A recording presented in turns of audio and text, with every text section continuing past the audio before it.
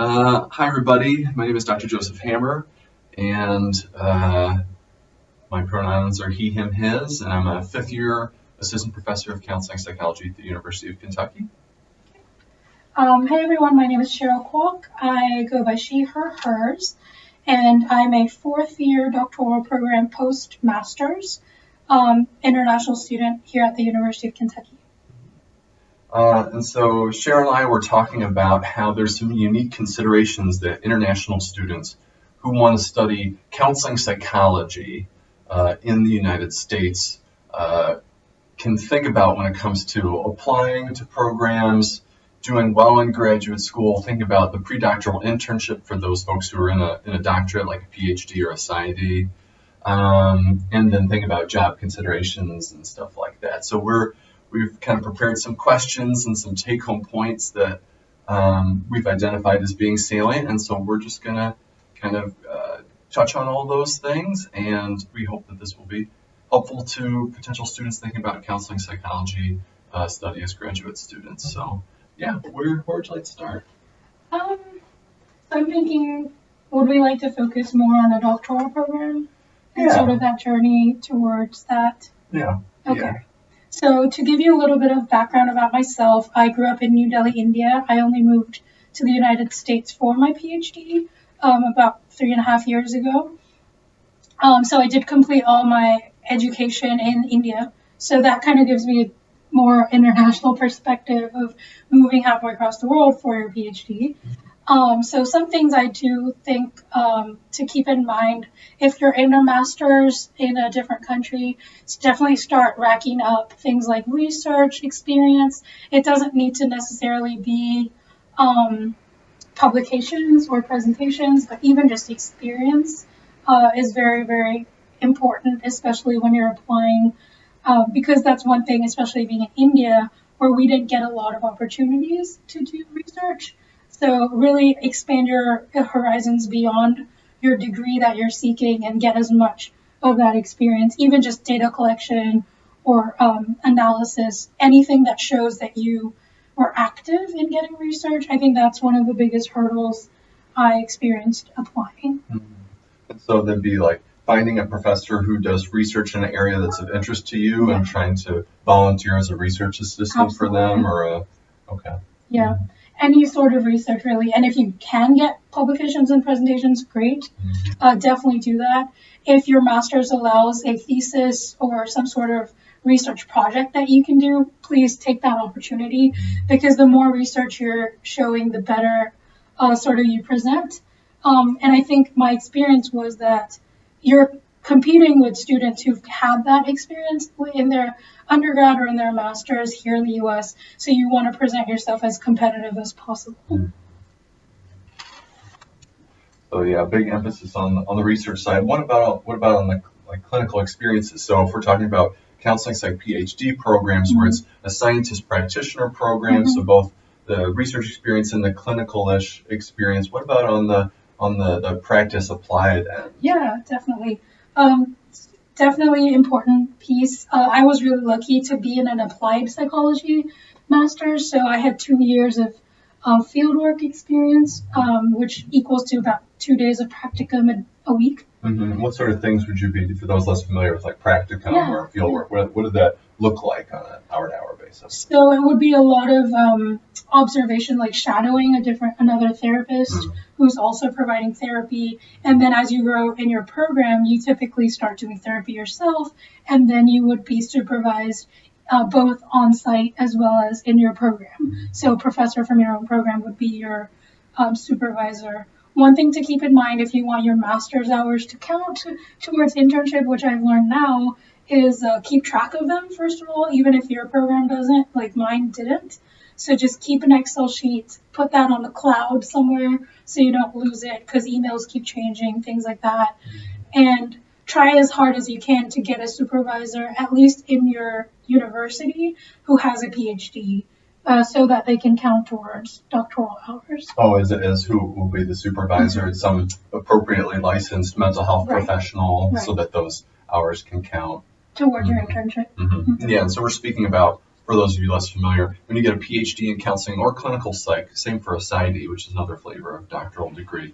Not only do you take all the classes, do the practicum therapy experiences and the oral exams and then the dissertation, but your final year, you have to spend 12 months being a full-time staff therapist at some sort of mental health agency, like a university counseling center or a Veterans Administration, of VA, or in a prison or a community agency. And so when you apply for internship, you have to give people lists of all the different types of clinical experience hours you've gotten, how many hours you sat face-to-face doing individual therapy, doing group therapy, stuff like that. And so when you're accruing hours, if you do a master's, whether it's in the U.S. or outside of the U.S., keeping track of those hours, and people wouldn't even necessarily know how the taxonomy of it. So if you can look at Time to Track is a website that gives advice on how they categorize hours for pre-doctoral psychology internship, and if you go on the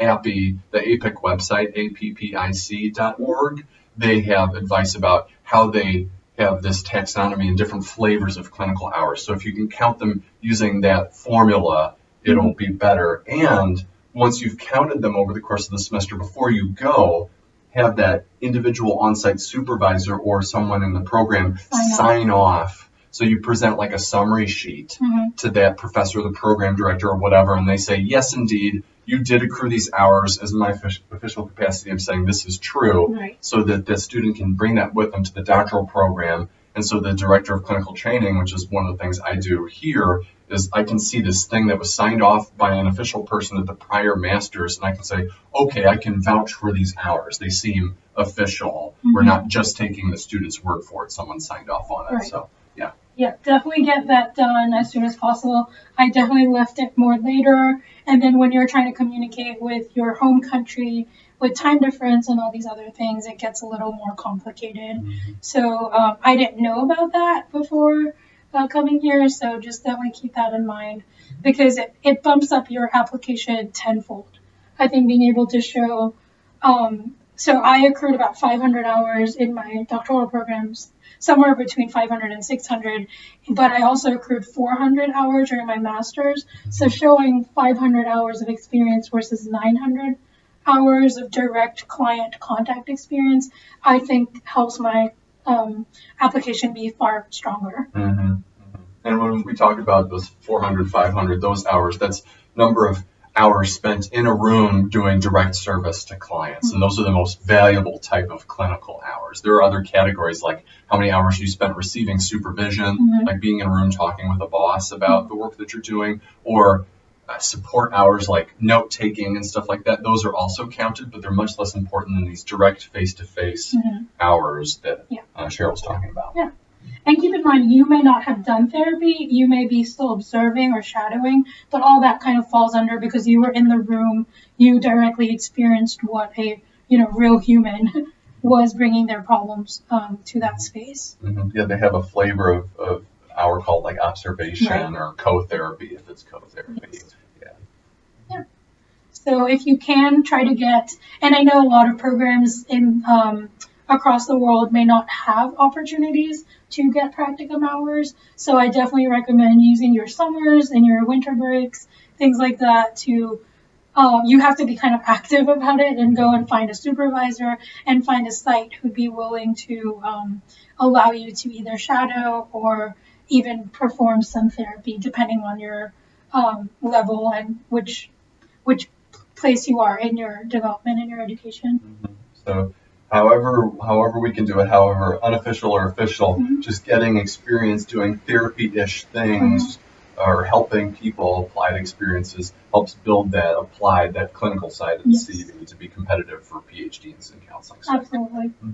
I think because in India, a lot of courses are just theoretical. You have to be more active to go out and get more practice.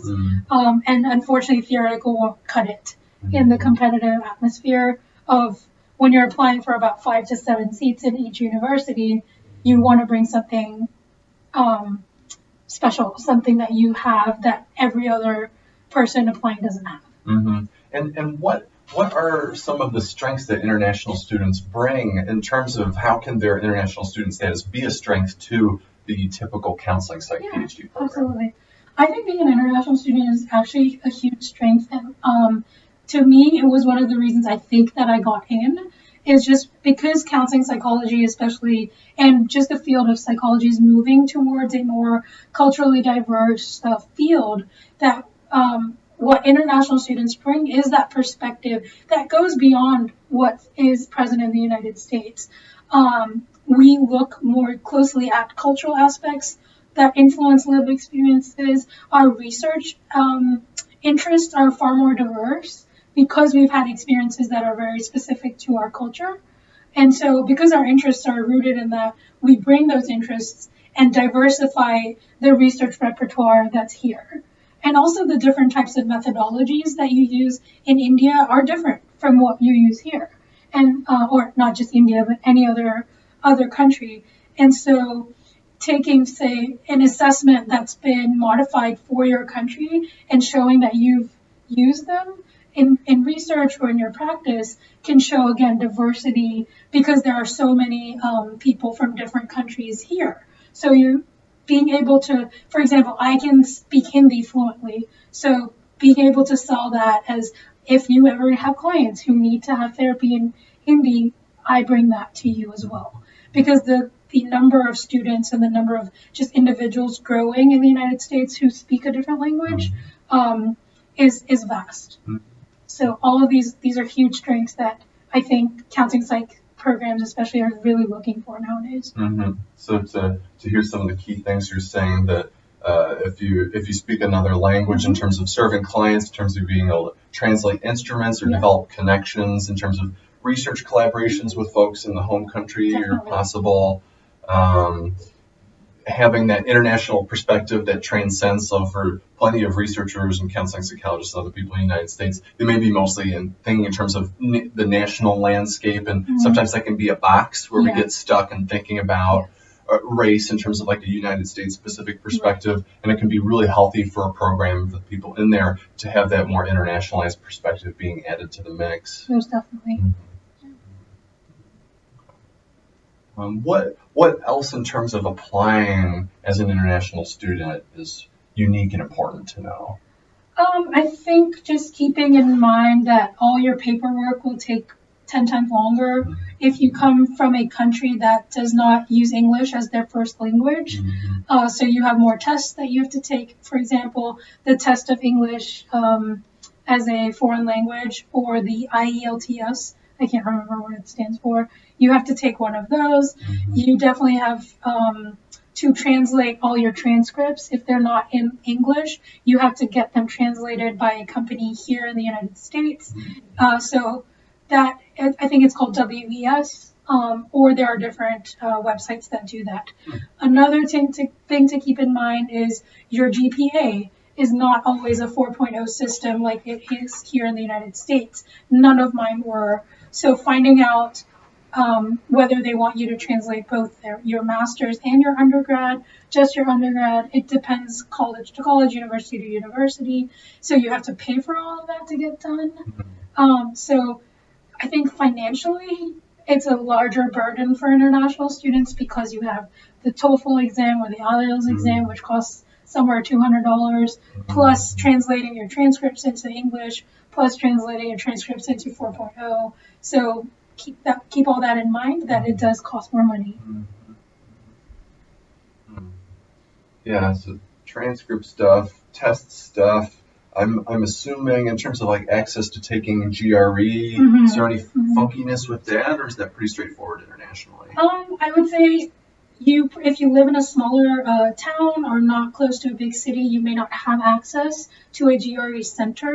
So definitely keeping that in mind. GRE dates go up really fast, especially around the fall, which is between August and October is the peak time. So keeping in mind you're booking your dates 4 or 5 months in advance, especially in countries with populations like India, you have limited seats and vast number of people taking that test. So just give yourself time. Do not do things last minute. If you're planning to apply December, I recommend starting in January, of that year, looking into GRE, studying for the GRE. You may have to study it twice if you're not satisfied with the results the first time. So give yourself, I think the best practice is 3 months at least to prepare for each GRE test or attempt. So you want to give yourself 6 months if you want to take it twice. Okay, yeah, that's good to know. And even just the scheduling and finding a slot for yourself and all of that requires some advanced planning. Yes. Okay. Is there any weirdness with letters of recommendation?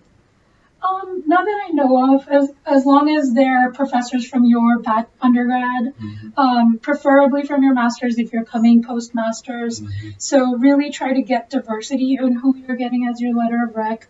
But I think ask them in advance, way in advance. Again, give them 2 to 3 months. Here in the United States, I've had experience where professors are very fast. They require a 2-week period or 3 weeks to get it back, which is very foreign to me because in India you would give them 3 months because just paperwork takes a lot longer in other countries. So just give them time. You don't want to be scrambling, and letters of rec should not be the reason you don't apply. And one of the things that I'm less familiar with is generally, I don't know what percentage of professors who happen to be at various universities outside of the United States would speak and write letters of rec in English. Is that, I don't have a sense of, if they don't speak English, how do they write letters? Are those translated? That's a very good question. Yeah. Unfortunately, I grew up in a country where English is a very commonly spoken language, especially in education. I imagine if you do get a recommendation letter in another language, you would have to get an official translator to go ahead and translate that and sign off, and probably get it attested by what do they call, those people who stamp things. Yeah, you all know what we're talking about. Yeah. It'll come to mind later, and we'll mention it. Yeah. Oh, it just flicked across my brain. brain. Is it a D word? I can't remember. Yeah, but you probably want to get one of those people, accrediting your letter of rec. Yeah. So that's something to bear in mind, that if the professors who are likely to write you letters won't be writing them in English, you'll have to think about how are those translated to English so that they can then be passed along and submitted. Yeah, definitely. Okay. Interviews. So let's say you submit a bunch of applications, and people who watch my videos know I always recommend applying to 7 to 10 doctoral programs if you're really serious and have the ability to apply broadly. It's a good number just to increase your chances of getting in. But when it comes to interviews and Skype versus Zoom and on-site, how? Well, so to kind of add to your 7 to 10, when you're international, you may want to bump up that number a little bit because you're already coming in at a disadvantage. Because a lot of schools, they don't know you, they don't know the schools you've been to. So even if you've been to a great master's degree in your home country, they have no idea what that's called. So I think you do come in with a slight disadvantage. So you may want to apply to, I was somewhere between 10 and 14. If you have the financial means, I definitely encourage applying to maybe at most 15, because the cover letters get very heavy, or the essays get very heavy for that. And so coming back to your question on interviews, again, you've spent a lot of money applying, and then now interviews are here. Always try to opt for Skype because you want to go for a visa if you want to come here, so you'd have to go through that process all over again. You'd have to take time off your master's degree if you're still enrolled, or work and things like that. Personally, I don't think it's a financial investment I was ready to make because you don't have a guarantee that you're getting in. So I think what I've learned from other international students is you may actually apply 1, 2, 3 consecutive years before you end up getting in because of the competitive nature of this application process. So personally, I think maybe the first year you may not want to come all the way here and take your chances with interviews, but I know of other international students who by the time they reached their 3rd attempt did take the time to come here to take interviews. Yeah, so that's a lot. That's a big investment. It's a big investment. Continual. And I mean, for a lot of programs, they will let folks know in mid-December Yes. Whether they're invited to an on-site interview, and those on-site interviews can happen Mid-January. 30 days, 45 Yes. days after that, and that's a short window. It is very Is short. it possible to get visas in that short amount of time? I mean, I don't even In have a a sense. lot of countries, no. In India, it would take you a good 60 days to get a visa, unless you already happen to have a tourist visa on hand, which I did not. And I couldn't take time off school to come here to interview. In other countries with weaker passports, again, they take 60 days at least, and you're not guaranteed a visa because the U.S. embassies tend to be very skeptical of people visiting the United States. Even more so now, Right. as of 2019, when we're recording this. And especially when you're younger, there's the fear that you're going to move here, get married, find a job, and kind of hide or like blend into the country. So there's a lot. So if you don't have like strong grounding to your home country, like a job, a house, a husband, or a partner, they get more skeptical. So getting visas are far more difficult in under those circumstances. So I think overall, I do definitely recommend interviews on Skype. Okay. And to the extent if you can find out, and I mean, I think most counseling site programs for international students, especially if you're not in, say, like an adjacent country like Canada or Mexico, I think most all programs are going to understand that Zoom or Skype is going to be the only feasible, realistic thing instead of an on-site interview. I don't know for sure. There might be some programs that really strongly incentivize international applicants to come for doctoral interview day, but it's definitely, I mean, it's so much more of a cost and logistical barrier. Right. I did have a few universities who sounded disappointed that I couldn't come. Honestly, do you want to go to those places which are so inflexible and not sort of inclusive in the sense of understanding your financial burden and your time burden? So if those are the cases, you may not even want to go to those schools at the end of the day. Is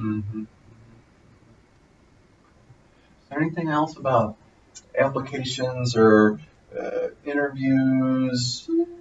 Anything about the interview itself, or like anything that you think is uniquely that it was a unique experience for you as an international student when it came Time to difference. I had most of my interviews were probably at 1 a.m. because we have about a 10.5-hour time difference between here and the United States. United States and India. So make sure you're okay with staying up that late because I happen to be a night person, so I was lucky that way, but a lot of people aren't. So you really have to be on your game at 11 o'clock at night and pretend like you just woke up and you're just fresh. So I would say definitely practice interviewing over Skype, or make sure your internet connection is strong, because that just leaves an impression like you haven't prepped for this enough. So you want to be in a position where everything goes right, and the only thing that is out of your control is the actual interview. So, yeah. Okay. So let's say you get an offer, and maybe multiple offers. Is there any unique things that folks need to think about? Yes. I think, at least back home, and I've heard in a lot of Asian countries, PhDs are ranked based on, how popular or how well known a university is. So if you've applied to a Harvard or you've applied to a Columbia, you kind of get pressured by family and society to want to go there. But really, in my honest opinion, I did get very close to going for my PhD. I did not like the students there after speaking to them. They underpaid their students. Their stipends were not high.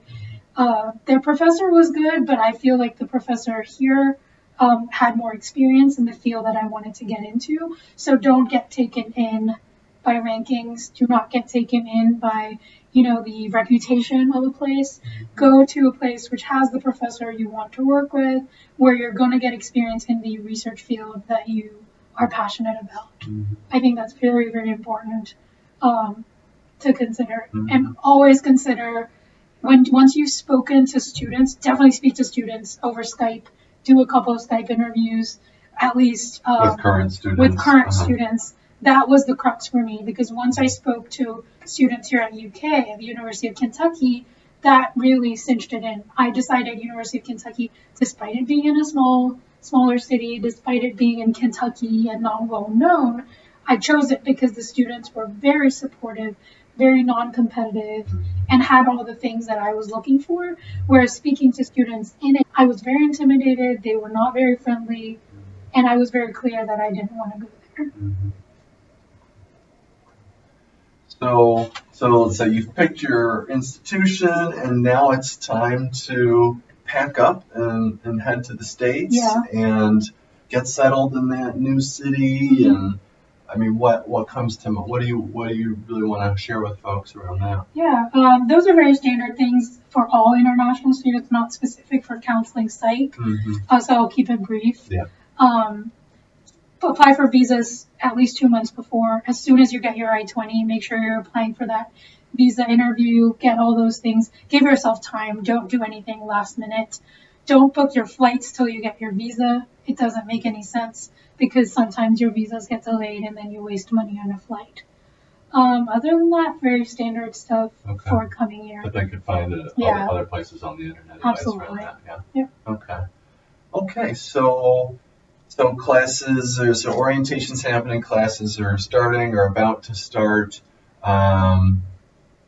What's on your mind around that as your first year is getting underway in the counseling psych doctoral program? Yeah. I think one thing just before you come here is talk to the students. They help a lot. So when I first came here, I didn't know anyone in Lexington. Counseling psych students, in my opinion, are very friendly, are very receptive, at least at UK they were. So they prepared a lot of boxes of old stuff that they had that they didn't need anymore, which I know this is not relevant to specifically counseling psych, but I didn't have to get any kitchen stuff because they gave me everything. When I first got here, they took me shopping for 2 days and really helped me settle in. So definitely speak to students in advance. When it comes to other things, I think just be real and honest about the fact that you are going through a huge change. And sometimes we pretend like it's not happening, and I definitely ignored it. And just be mindful that a lot of your cultural stuff will come up and you pretend like it doesn't exist. But as long as you have a supervisor and an advisor and peers who you can talk to, be really honest about that journey, because it is a very huge cultural shift. And as global and as international as you may be, it's still not the same as moving your entire life to another country. So talk to your advisor, talk to your peers about it, because it will impact you in therapy, it will impact you in supervision. That's a huge thing, where supervisors have different expectations from international students sometimes, where they sort of underestimate international students. And if you feel that way, be honest about that. Talk to your advisors and ask them if that is the case. In other ways, you might have imposter syndrome. Why was I chosen as an international student? Why choose me over all these other American applicants? Feel free to have an open, honest conversation with your advisors if you so feel comfortable, because I think that really helps you proceed and get that confidence that you already lack being an outsider here, if that makes sense. Yeah, there's a lot of important stuff there in terms of managing our own thoughts and feelings upon arriving, and just all of the change and the psychological impact of that, and coping with that. So as you're moving through the program, is there anything specific to like classes or practicum that you want to speak to? Yeah. I think classes are very standard, so I don't think as an international student I had a different experience, except whatever I just talked about, where assessment and evaluation might differ based on being an international student. But really with practicum, the only thing I saw was you may not be eligible for certain practica because they're federal institutes. So make sure you're emailing those institutes in advance if they're taking them, because of security, especially if, for example, I couldn't work in a prison because I'm not a citizen. So just keeping those things in mind. Mm-hmm. If a practicum site does offer to pay you, you probably are not allowed to take that money because we are restricted to 20 hours of work per week, which you're probably getting those 20 hours in through your assistantships that are paying for your education here, if you are funded in that way. So again, you have to navigate that and talk to your sites about that. You cannot take that payment. It's not legal to take that payment. Your visa becomes invalid. So if that's something that's going to hinder you taking a prac site, then just be mindful and don't take that practicum site in those cases. For courses in practic, in terms of doing research, working on milestones, is there anything around the research side of the PhD?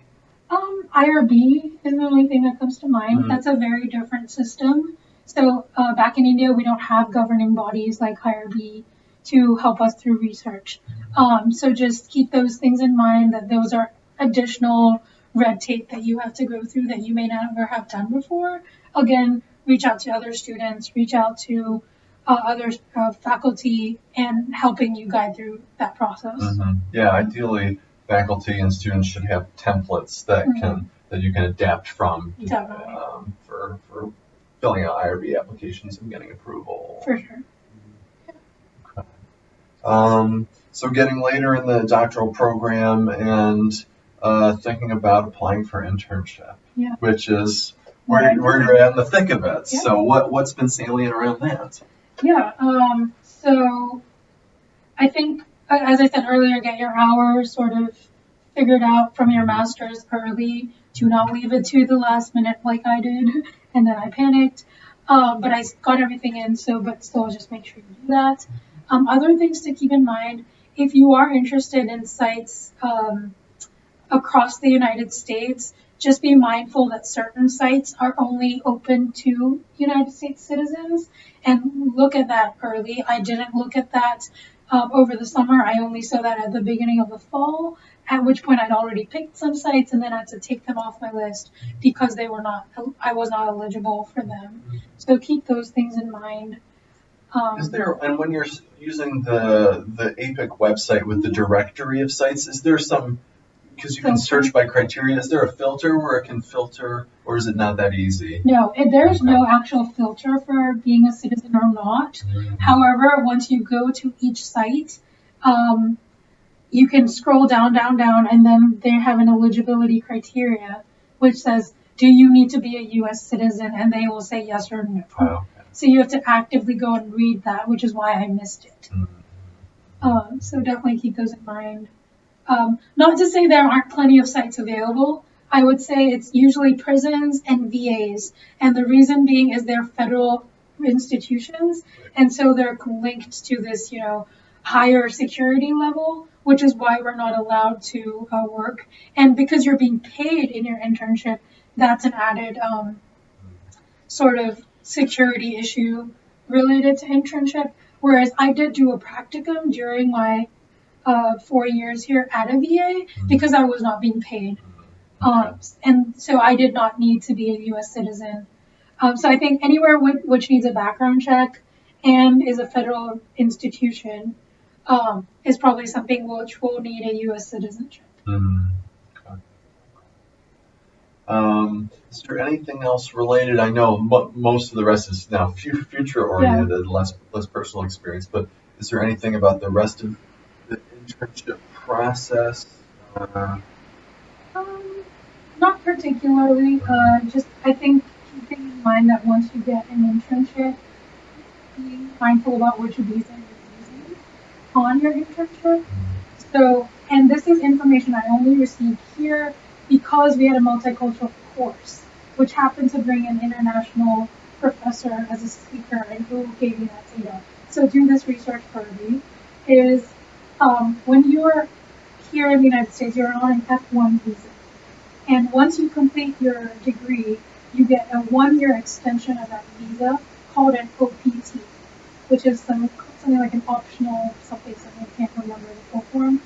And you only get the year because you're not a STEM field. However, because we're going into internship, which is mandated by our course, we can opt for something called a CPT. Again, I don't know what they stand for, but what that means is you can use your CPT to do internship and then switch to the OPT after the internship, so you get the added year to then look for another job as a full-time clinician or professor.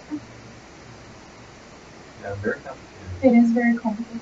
The whole added burden of stuff one must know about, and then it's very common for the professors in a given program, especially if they're like domestic professors with less international experience, like myself. We may not even be, these current students or professors may not even be aware of some of these pieces that international students will have to deal with when it comes to visas and applying for internship restrictions and jobs. Definitely. Definitely use other international students who are already in your program. That's where you're going to get a lot of your information. Do not be surprised, as Dr. Hamer said, if other professors, other students have no idea. Because living abroad, you know a lot about the United States. But living in the United States, you don't know a lot about countries outside of the United States. So do not be surprised if that happens. Just use your International Student Center on campus. Use other resources on campus like other international students who are going through similar processes for this information.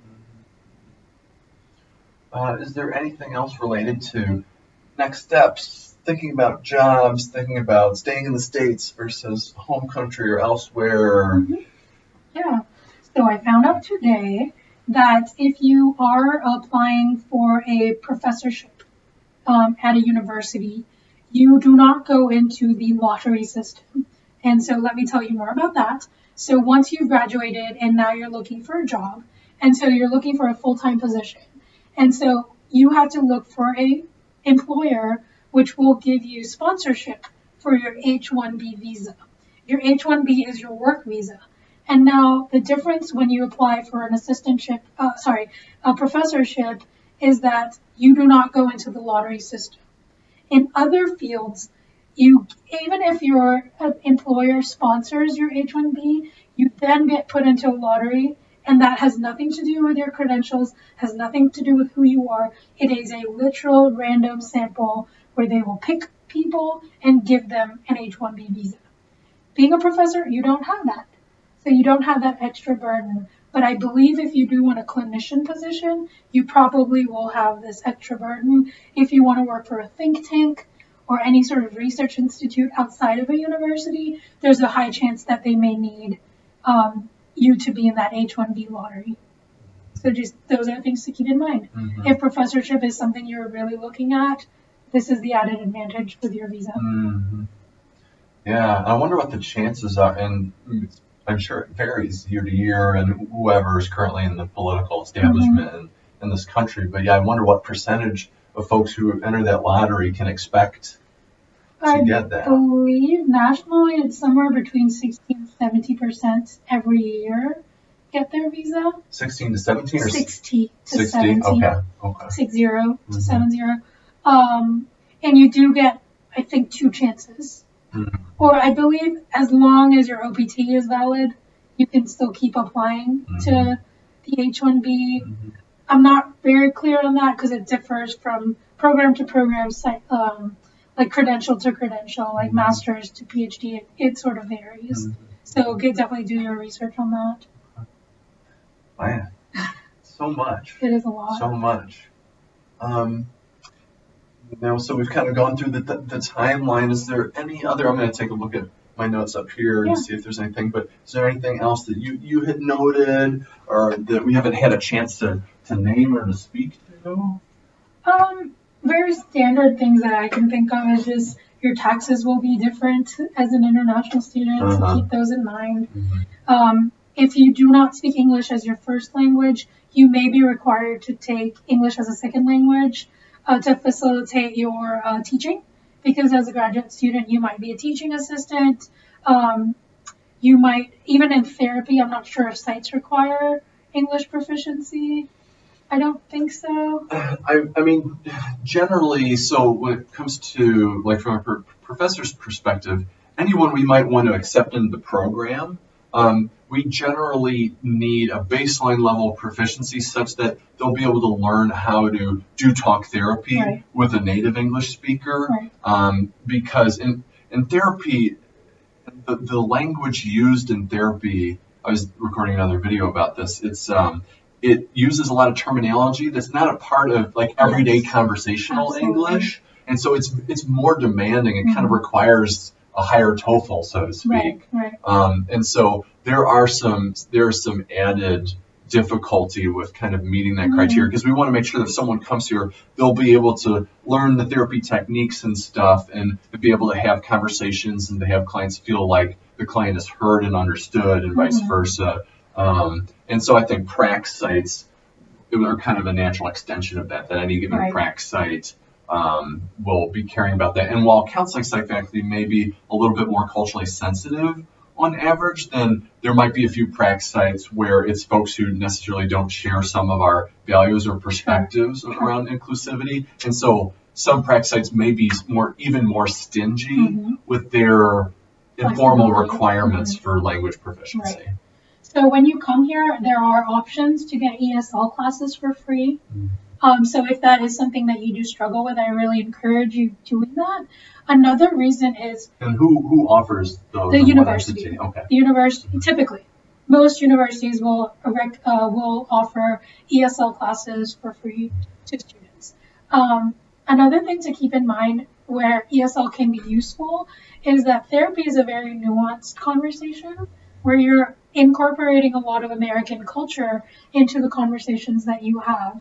So if you don't have knowledge of even the area in which your university is located, that can really hinder your client-therapist alliance. So for example, we're sitting here in Kentucky, knowledge about the South, knowledge about the history of the South, knowledge about Appalachia, which is a specific region spanning Kentucky, Tennessee, and some other states nearby. Knowledge about the history of Kentucky, the Commonwealth has been really important for me to learn, because that starts coming into understanding the lived experience of your client. And then just a broader American culture. You really have to be active about learning about that culture, because it will come up in therapy. And when it comes up in therapy, you don't know, obviously just being authentic and saying, I'm an international student, please educate me on this. But the more you know, the better you're equipped. And the more confident you feel going into a situation where, you might be the odd one out. That's a really excellent point. Yeah.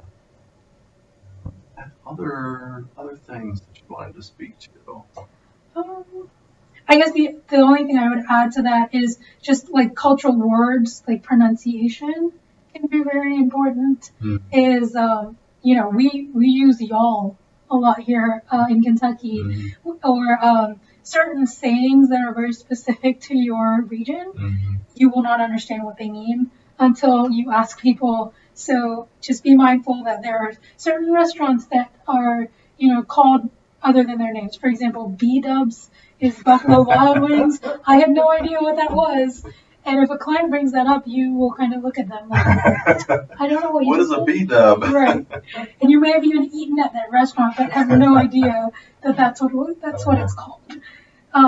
So again, just talk to your peers. Be open about the fact that you have no idea, and it's okay. You'll learn as you go along. Yeah. Well, we've covered a lot of ground. Yeah. And one caveat that we also want to provide is that this video was entitled and framed as like considerations for international students thinking about counseling psychology. Now, international students is such a broad swath of people with a wide degree of experiences coming from different cultural contexts and countries. And one of the things that we're mindful about in counseling psychology is trying not to tokenize people about like, you represent this cultural group, speak for everybody. And so we want to be very explicit that Cheryl is speaking from her unique experience and not speaking for all international students. And yet, some of what she has learned will often apply to a lot of folks, Mhm. even if they're not coming, say, from India to Definitely. study. Definitely. Anything around that you want to add to? I think a lot of the things I try to keep to what I've not just heard from my own experiences, but I do have a lot of international friends across the United States who are studying here. So I did try to draw from them. But as I said, each program is so vastly different. Clinical and counseling are so vastly different. So I don't even like to speak outside of the counseling realm. So one thing I do recommend as an international student is reach out to students currently enrolled in programs that you're interested in and ask them that either they can guide you on where are the best schools to apply, or what are the things that you need to know. And if they don't have information, ask them to forward you to someone else. Because that, I think, was the turning point in my application process, which I forgot to mention, is I actually had a friend completing her PhD here in Indiana, not India, Indiana. And she actually recommended me to someone studying counseling psychology here in the United States who could then speak to, I study LGBTQ minorities, and she told me these are the professors that you want to look for. They are spread out across the United States. No matter where they are, go there. Which is why I ended up applying to like an Oklahoma State or University of Kentucky, which aren't high on the map when it comes to a global ranking or a global reputation. Like institutional prestige. Right. But it is worth going there because the person you work with is more important than the ranking of the university. So I think definitely feel free to reach out to me if that's something that you're interested in LGBTQ research, or look for other students in the field that you're interested in. Ask them to recommend other professors across the United States that you should go talk to. Yeah, and my research team is currently trying to develop some resources to help let folks know what kind of research areas that various counseling psychologists work in to help do some of that pairing. So hopefully by the time you're watching this video years later, that will be available. Yeah. But Cheryl, thank you so much for taking time and sharing your wisdom and all this stuff that you've learned by trial and error and through your network with other people. So we hope this has been helpful to folks thinking about counseling psychology, especially at the doctoral level, especially a PhD studying in the U.S. And thank you. All right. Bye, all.